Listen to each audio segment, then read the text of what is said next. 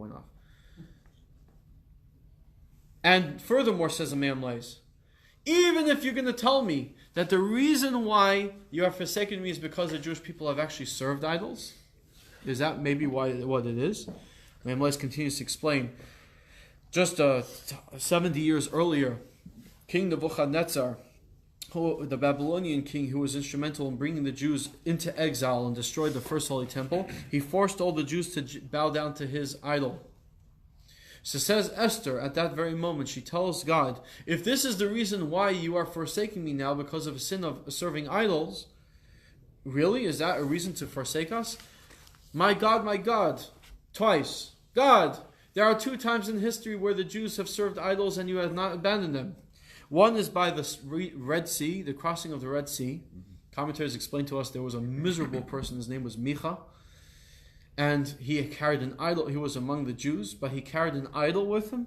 And after, when the Jews were singing the Song of the Sea, Micha was busy bowing to his idol and thanking his idol for the spilling of the sea. Can you imagine a miserable person after seeing all the open miracles. And yet, did God punish the entire Jewish people at that time? No. They still had the splitting of the sea. They still passed through. And then the second time, by Har Sinai, by giving him Mount Sinai. We just read it last week's Torah portion.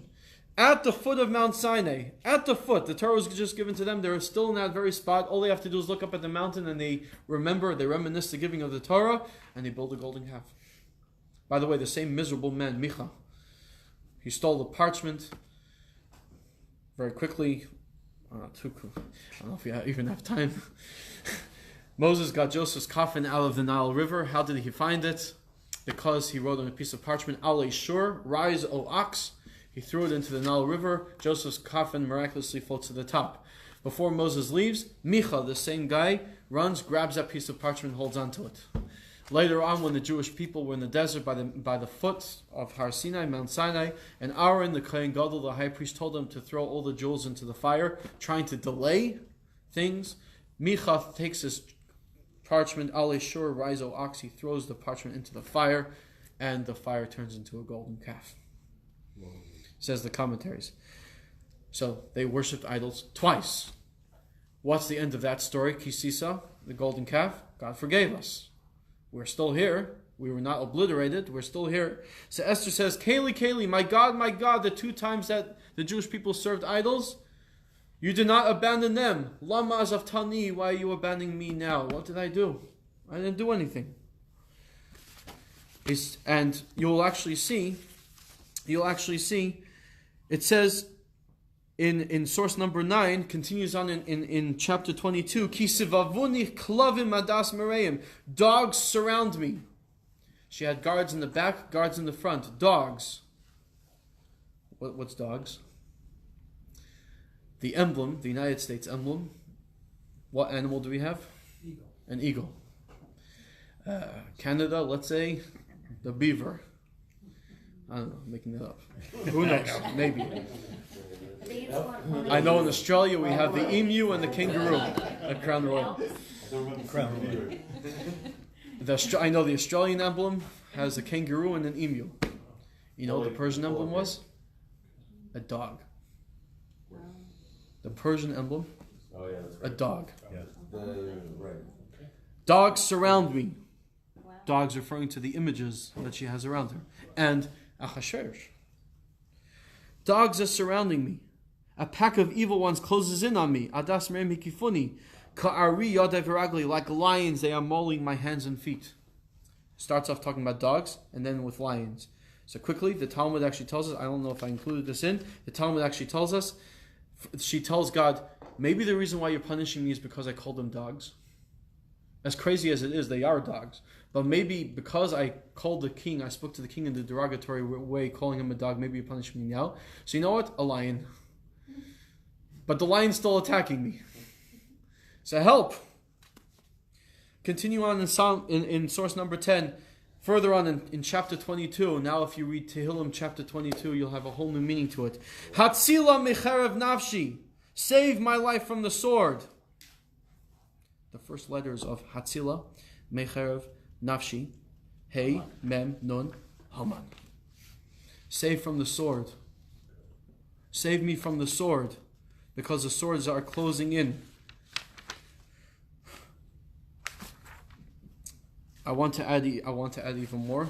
She was comparing herself to her ancestor Jacob.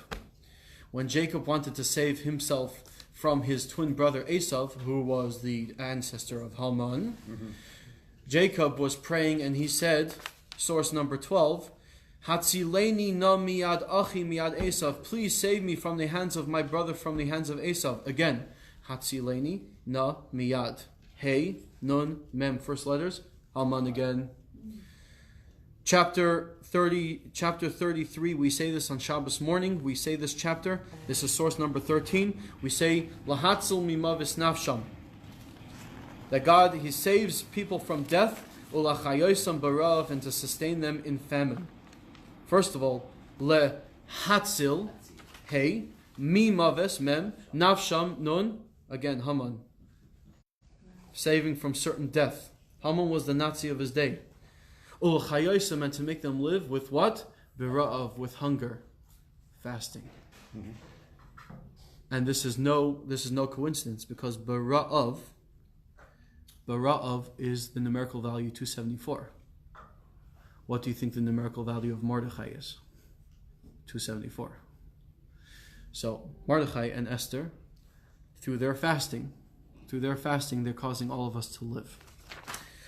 Back over here. So we see chapter 22, it's all the prayer of Esther. She finally makes it in. I'm going to really push it and try to go very fast now. She pushes it in and she goes right up to the king. She's facing certain death. This king is a maniac, very thin-skinned. He's already killed one wife.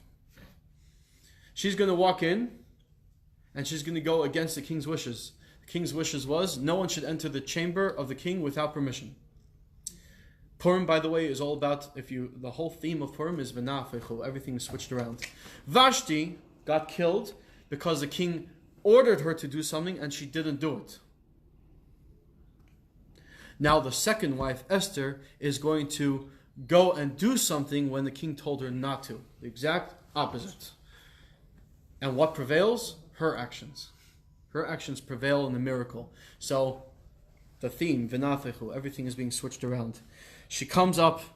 So now, source number 14. And as soon as the king saw Queen Esther standing in the court, standing in the court, she won his favor. Medrash Rabbah. Medrash Rabbah doesn't have English. I'm going to read it and translate it for you, which is source number 15. And it was on the third day that Esther, big day Yafi ves Adi Tefarta, she was wearing royal garments. She took two girls with her. She placed her right hand on one. Etc. etc. I'm going to skip a few lines. King Ahasuerus, he sees Esther standing there. She does it. She makes the move. She walks right into the chamber. It says the Medrash Rabbah, he began fuming, furious. His face was flaming, burning with anger. She went against his wishes. He went to her. She appeared to him without being summoned. Esther lifted her eyes and she saw the face of the king. His eyes were flaming, burning, from the fury that was in him. The queen saw this, saw what was going on, and she felt faint. She laid her head on the shoulder of one of the girls she took with her. This is it. It's over. It's over. The king has ultimate control. He can kill her right now. He did it to Vashti. This is it. I'm done. I'm sauerkraut. I'm finished. Targum Sheni goes even further. He says, "V'komu ispak litayri de malka lemesi lemigdal." The executioners were in the room. They saw Esther's reaction. They saw Ahasuerus' reaction. And they stood up and they approached her. they were ready to seize her. The executioners began approaching Esther and Malka.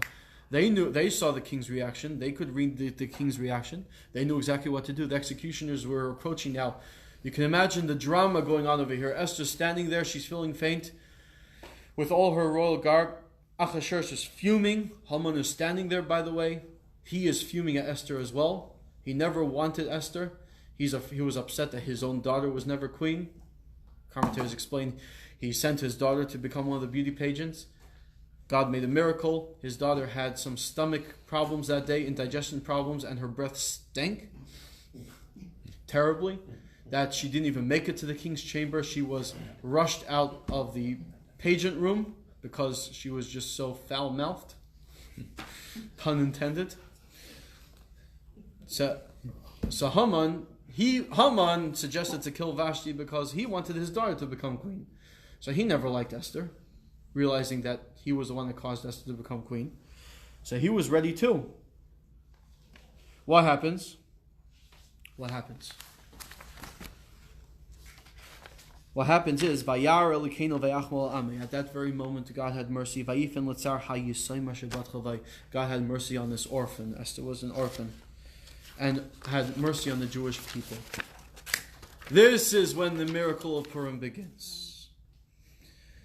The miracle of Purim began after Esther fasted for 3 days, after she had the confidence to step in front of the king facing certain death, almost hitting death like that. God made Achashverosh change. This is where because after this, it's uphill. You read the story.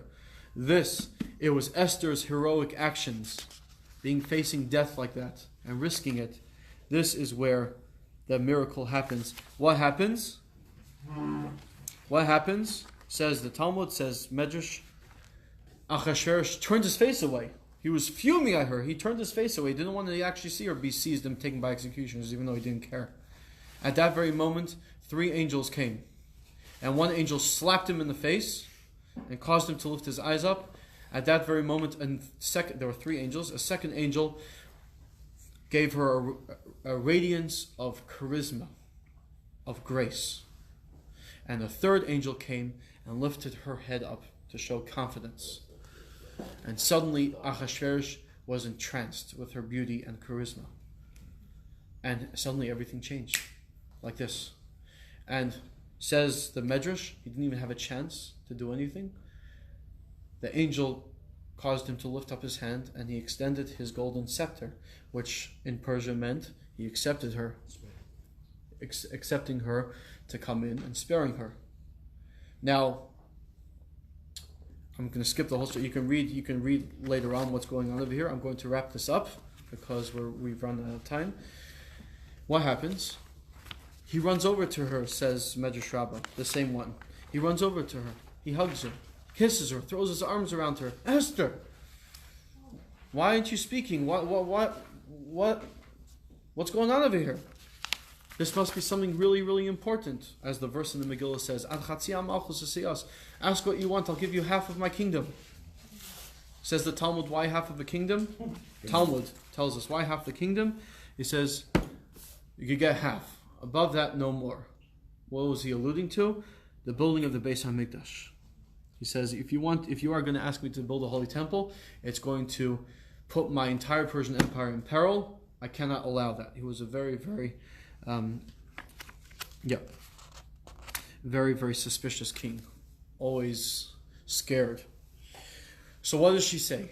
What does she say at that very moment? She says, Im al hamelch tev, if it pleases the king.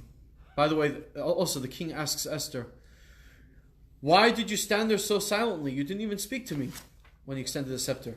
You know what Esther said? Smart. She said, I was taken aback by your honor and glory. I was speechless by your grandeur. So he tells Esther, what is it that you want? You know the expression, pound the iron when it's hot? You can imagine, she realizes the divine spirit has returned. This is a tremendous miracle. He went from wanting to kill her to, whatever you want, half the kingdom. She could have easily just said, spare my people. Spare your people? 0.2% of my kingdom? Big deal. You want Haman killed? He's a king. He could do anything. She could have seized the moment right then. What does she say? If it's worthy of the king, if it pleases the king, let the king and Haman come to a feast I'm preparing for them today. And you can read about the whole thing. She did not eat from that feast. She was still fasting. Also saw Esther. It was the feast that Esther made. But why didn't she just seize the moment right there? This makes absolutely no sense. A very big question. The Talmud actually has to give 12 different answers to try to understand the logic behind her actions. Why was she insisting on the feast? And those 12 answers, you could see in the Talmud, it's actually one of these sources, that Rabbah actually approaches Eliyahu HaNavi. Rabbah, one of the sages, actually approaches Eliyahu HaNavi, asks him which one of these answers was correct, what was behind her thinking. This was, just telling you, this is source number 21. Elijah the prophet tells her back, he says, all of them. She was thinking all 12 answers. She was thinking all 12 reasons. All different reasons to create jealousy. To create jealousy in the king. If the king thinks that she's inviting Haman to the feast, create some jealousy with the king. Hey, what's going on? There's something in between them. Are they having an affair? Are they trying to plot something against me? She was trying to make Haman arrogant, so he would feel proud about himself. And there's a medrash that says that God is full of anger against people of the world that are too proud of themselves. So she was hoping that if she makes Haman very, very proud of himself, it would invoke God's anger against him and spare the Jewish people. Many, many different wonderful reasons. Some of them I've included in the source sheets. You're welcome to read it later. And basically, all of this is perfect strategy. Now the king immediately says, is that what you want? A feast? Maharu is Haman. Quick, summon Haman. We must do it today, immediately, to follow through what the queen is saying. Lasis is Dvar Esther. Do what the word of Esther.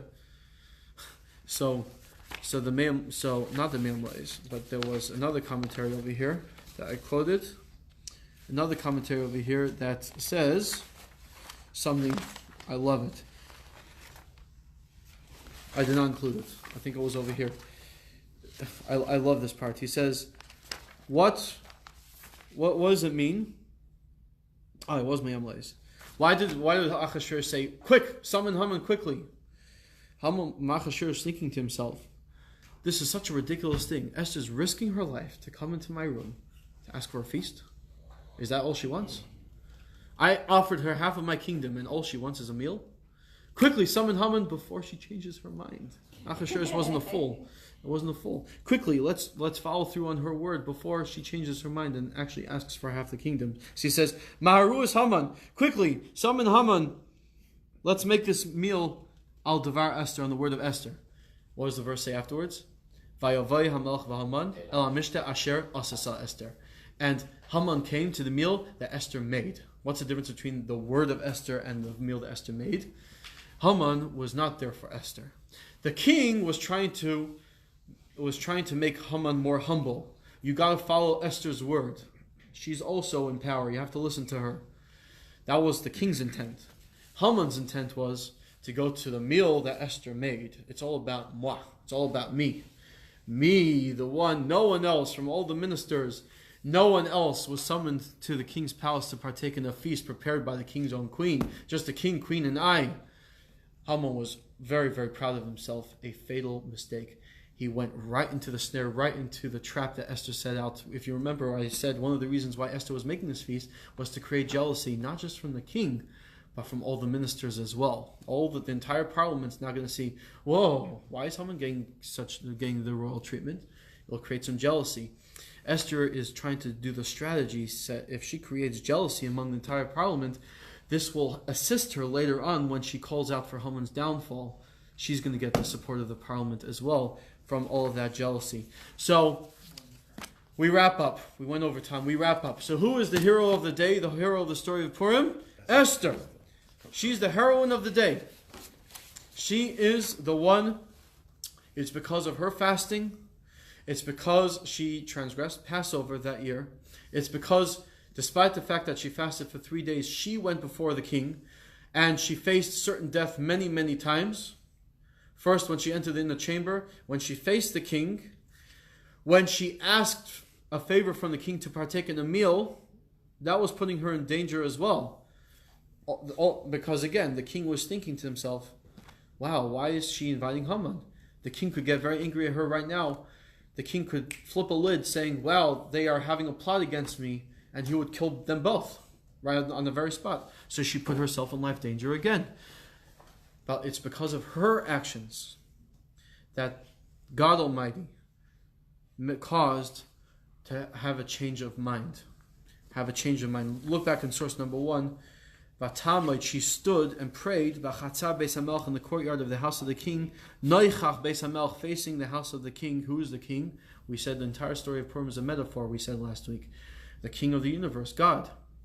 She stood in the courtyard beseeching Noichach Beis HaMelech, facing the house of the king. The Medrash tells us every time it says the word Noichach Pnei Hashem, facing the face of God.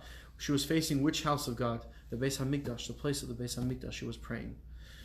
So it's her prayer. Look in the source sheet. There's a comparison with Yaakov, with Jacob, that he, in order to win over Esau, he did prayer, he did gifts, and he did war. Esther, she prayed. She was sending gifts, trying to entice Haman by inviting him to a feast. And of course, there was going to be a war, a showdown later on. It's her actions that ultimately saved the day. Her actions, she is the hero of the day, and that is why the entire Megillah is called Megillah Esther. If you think that the entire miracle begins by Laila Ahu Nada Shnas Melch, that the king's sleep was disturbed, that's not really. We highlight it. This is where the real open miracle begins. But where does the true drama unfold? Where does the true miracle begin? It begins here with Esther's heroic actions. So, last week we spoke about Mordechai. This week we're talking about Esther. Next week, Collusions and Delusions, speaking about the whole showdown. But this was the ultimate royal face-off. Thank you all for joining. Thank you for anonymous sponsorship. See you all next week.